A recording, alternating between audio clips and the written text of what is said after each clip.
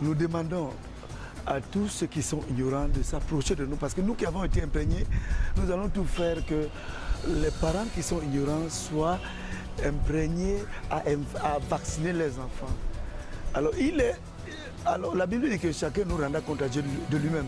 Les parents qui vont empêcher les enfants de se vacciner, ces parents vont rendre compte à Dieu. Dieu n'a pas suscité les médecins pour rien. Déjà là, Dieu a fait son travail. Il nous révèle.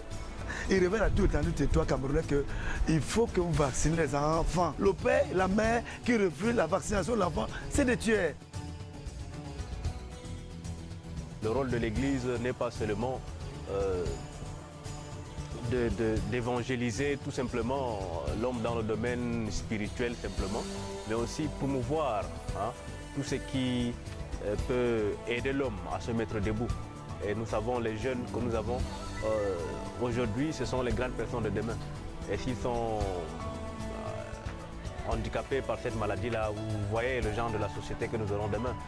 Ce que l'UNICEF fait avec la sensibilisation des mamans, surtout afin de pouvoir vacciner leurs enfants, c'est très important. Pour aider à sensibiliser, nous avons accepté à ce que les communiqués soient passés à l'église.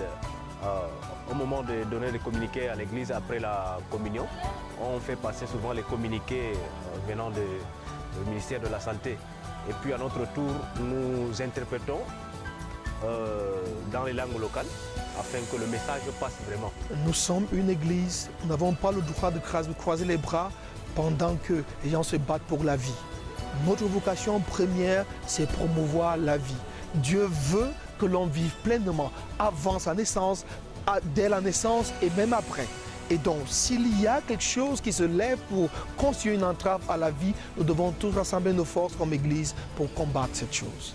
Dieu nous a dit de ne pas être responsable de notre propre destruction. Nous allons transmettre le message à nos collègues imams, aux imams des mosquées, pour qu'ils s'imprègnent davantage de cette épidémie et que dans leurs sermons, dans leurs discours, dans leurs prêches, qu'ils puissent faire allusion à ce fléau. Nous devons être des acteurs proactifs.